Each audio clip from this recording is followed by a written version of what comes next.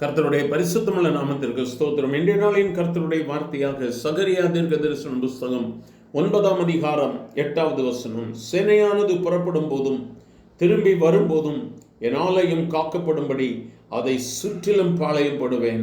இனி ஒடுக்கிறவன் அவ்விடத்தில் கடந்து வருவதில்லை. அதை என் கண்ணாலே பார்த்து கொண்டிருக்கிறேன். எனக்கு அருமையானவர்களே, என் ஆலயத்தை சுற்றிலும் காக்கும்படியாக நான் பாளையம் போடுவேன். நாமே கிறிஸ்துவுக்கு ஆலயமாக இருக்கிறோம். நம்முடைய வாழ்வு, நம்முடைய சரீரம், நாம் தாம் அவருடைய ஆலயமாக இருக்கிறோம். அவர் வாசம் செய்யக்கூடிய ஆலயம். ஆண்டவர் சொல்லுகிறார், அந்த ஆலயத்தை நான் பாதுகாக்கும்படியாக நான் ஒரு பாளையத்தை சுற்றிலும் போடுவேன். ஒடுக்குகிறவன் இனி உன்னிடத்தில் கடந்து வருவதில்லை. அவருடைய கண்கள் நம்மை பார்த்து கொண்டிருக்கும் என்று சொல்லுகிறார். ஒருவேளை இந்த நாளிலும் உன்னுடைய வாழ்வில் பல காரியங்களை நினைத்து நீ சோர்ந்து போயிருக்கலாம், பலவீனப்பட்டு போயிருக்கலாம். ஆண்டவரே, நிறைய சம்பவம் எதிர்மறையாக நடக்கிறது. ஆண்டவரே, நான் எப்படி இந்த காரியங்களை தாங்கிக் கொள்ள முடியும்? என்னுடைய வாழ்வில் இவைகளை தாங்கிக் கொள்ள முடியாத அளவிற்கு நான் பலவீனப்பட்டிருக்கிறேனே, சோர்ந்து போயிருக்கிறேனே. ஆவியிலும் சோர்வு, சரீரத்திலும் சோர்வு என்று சொல்வீர்களானால், இந்த நாளில் கர்த்தர் உங்களை பார்த்து தான் சொல்லுகிறார், பயப்படாதே, என்னுடைய கண்கள் உன்மேல் வைக்கப்பட்டிருக்கிறது. நீ வெட்கப்படுவது இல்லை, அவர் உன்னை வெட்கப்படுத்துவதும் இல்லை. அவருடைய கரங்கள் உன்னை மேன்மைப்படுத்துகிறதாக இருக்கிறது.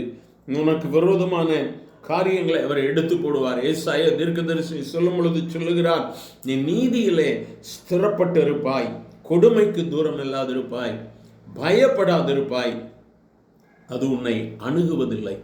இந்த நாளிலும் தீங்கு உன்னை அணுகாதபடிக்கு கர்த்தர் உன்னை சுற்றிலும் வேலி அடைத்திருக்கிறார். ஆகவே நீ சோர்ந்து போக வேண்டிய அவசியமில்லை. I will guard my temple and protect it from invading any armies. I am watching closely to ensure that no more foreign oppressors overrun my people land. என் ஜனங்களுக்கு மேலாக அந்நியன் வருவது இல்லை. எவ்வளோ அருமையான ஒரு வார்த்தை. பயந்து போயிருக்கிறாயோ? உன்னுடைய வேலை ஸ்தலத்தின் காரியங்கள், நீ சூழ்ந்திருக்கிற சமுதாயத்தின் மக்கள், பலவிதமான பார்வைகள் உன்மேல் விழுகிறதை நினைத்து உன் இதயத்தில் ஒரு கலக்கம், ஒரு பயம் வருமானால், இந்த நாளில் கர்த்தர் உன்னை பார்த்தான் சொல்லுகிறார், எதிராளியானவன் உன்மேல் அவன் ஆளுகை செலுத்த முடியாது.